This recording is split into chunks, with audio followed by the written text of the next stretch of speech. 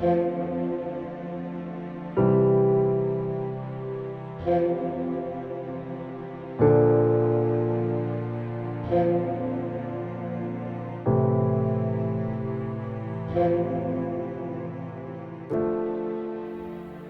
guys, welcome to Escape Wheel Watch Reviews. My name is Steve, and today we're looking at the Sea-Gull reference 819.216.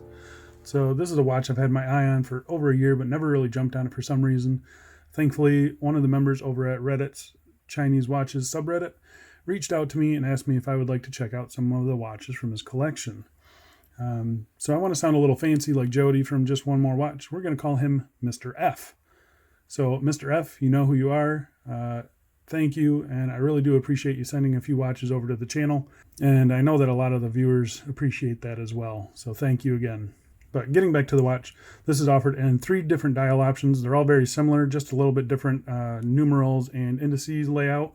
But yeah, they're all the white dial, so you don't get any different dial option colors.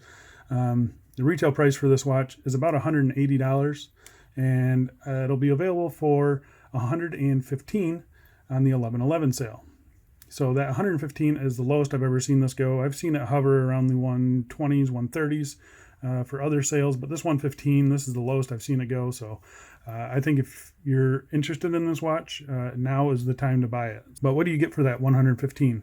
You get a 3/16 stainless steel case, sapphire crystal, just a push-pull crown. You get a Sea-Gull ST17 hand wind only movement, 30 meters of water resistance. You do get this on a leather strap. This one shown here is not the leather strap that it comes on, but it's like a faux croc leather strap that comes on it.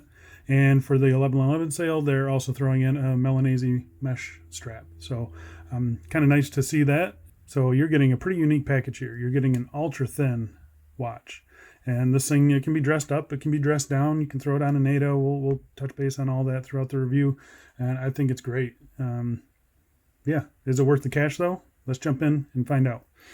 So first things first, as usual, we go with the dimensions. So this is listed as a 39 millimeter case. Let's see if they are correct. Yeah, 39 millimeter case. Ultra thin. I mean, just, oof. 8.5 millimeters thick. You've got 20 millimeter lug width. And the overall case length is 44.2. So it's just wafer thin. I mean, look at that. That is ridiculous. Really, really cool. But yeah, it wears great. It's super lightweight. You can throw it on anything. You don't have to strap it down really tight to keep it from wobbling on the wrist or anything. So very, very comfortable. And yeah, I think it's excellent. So I'm going to go outside right now and throw it on the wrist for you. So here it is on my 7.5 inch wrist, and you can see, I mean, it just wears great. It's got the big dial, but the overall dimensions make it wearable for, I'm going to say, quite a few wrists. So yeah, really happy with how this thing wears. I mean, just look how thin this thing is. It's pretty crazy. Absolutely love the thinness of it, the lightness of it. Super comfortable. Yeah, looks great. Getting it out in some direct sunlight here.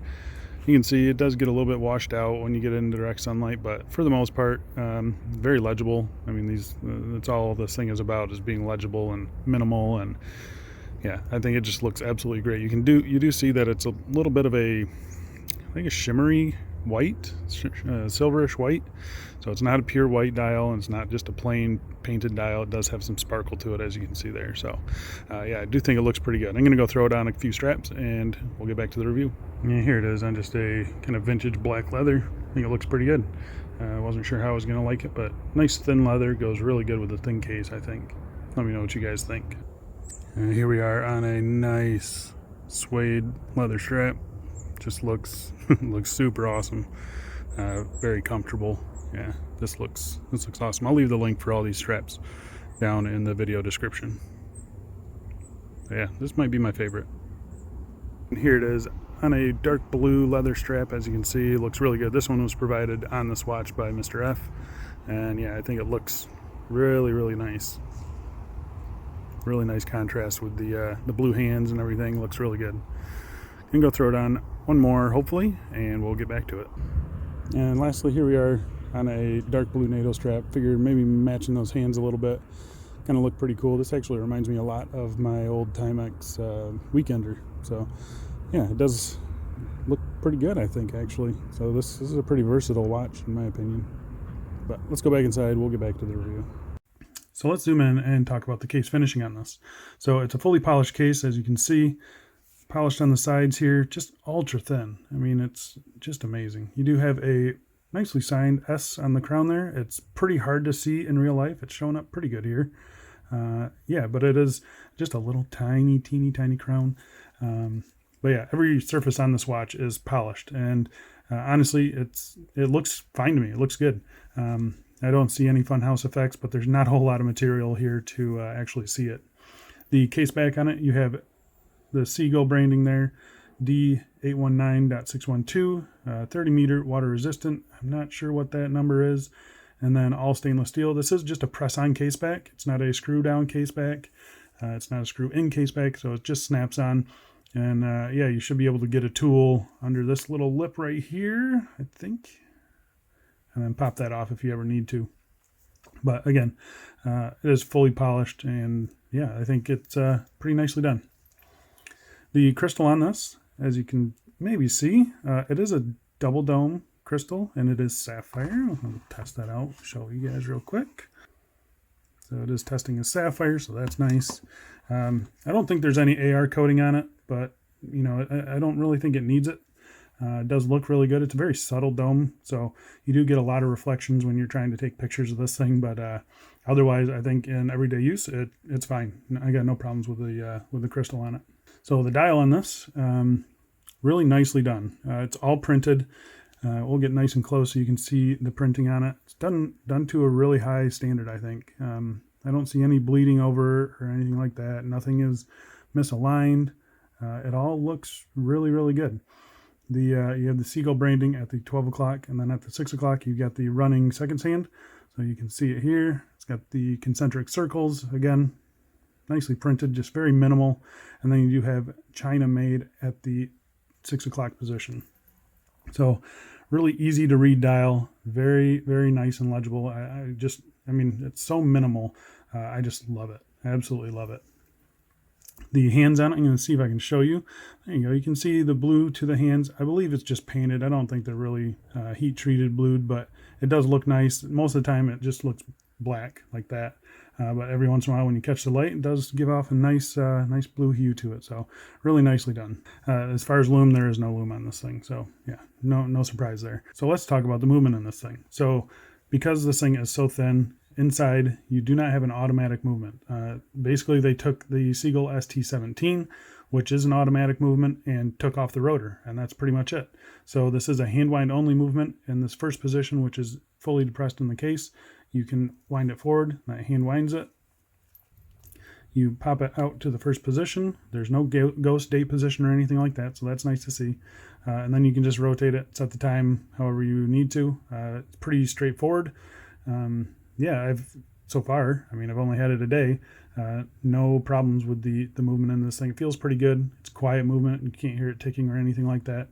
And yeah, the only thing that I wish they would do is put a display case back on it, because the ST19 is actually pretty decent looking watch on its own. So yeah, maybe something for the future for Sea-Gull, but yeah, it is what it is. So let's talk about the strap again. This strap is one from Cheapest NATO Straps. This is not the one that came on the watch.